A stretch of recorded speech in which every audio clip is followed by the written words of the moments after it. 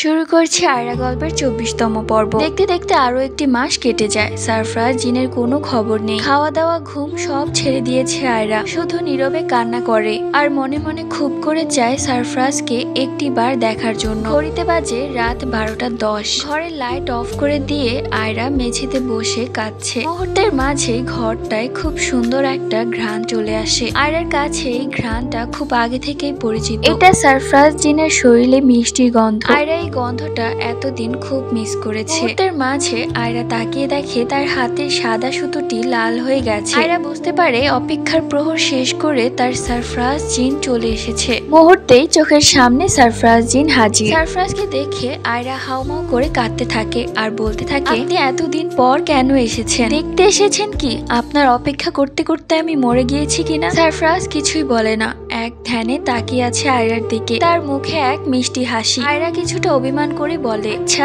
ভালোবাসা কি এতটাই কষ্টের হয়? আপনার ভালোবাসা আমি তিলে তিলে শেষ হয়ে যাচ্ছি। এখন শুধু মরণের প্রহর গুনছি। কবে মুক্তি পাবো এই জীবন থেকে? আর বাঁচতে ইচ্ছে করে না আমার। যাকে নিয়ে বাঁচার স্বপ্ন দেখেছি সেই এখন আমার কাছে আসে না। এই বলতে বলতে হিচকি দিয়ে কাঁদতে শুরু করে দিল আয়রা। অবশেষে চুপ থাকতে না পেরে সারফরাজ জিন বলতে শুরু করলো, মনে আছে তোমার? আজ থেকে বহুদিন আগে ঠিক আমিও তোমার জন্য এভাবেই কেঁদেছিলাম। তুমি ফিরেও তাকাওনি। আমার ভালোবাসাটাকে এত বড় অপমান করে সজীবের সাথে চলে গিয়েছিল। আমরা জিন জাতি, এমন কিছু নেই যেটা আমরা পারি না। আমি কি তখন চাইলে পারতাম না তোমাকে আটকাতে কিংবা সজীবকে মেরে ফেলতে? কিচ্ছু করিনি। একজন জিন জাতি হয়ে মানুষ জাতি থেকে প্রেমের প্রত্যাখ্যান পাওয়াটা কতটা কষ্ট এবং অপমানজনক সেটা তুমি বুঝবে না। তুমি তখন তোমার সুখ খুঁজে চলে গিয়েছিলে, একটি বারও আমার কথা ভাবনি। অথচ ছোট থেকে আমি তোমাকে আগলে রেখেছি সব বিপদ আপদ থেকে, কখনোই তোমাকে বিপদে ঠেলে দেয়নি।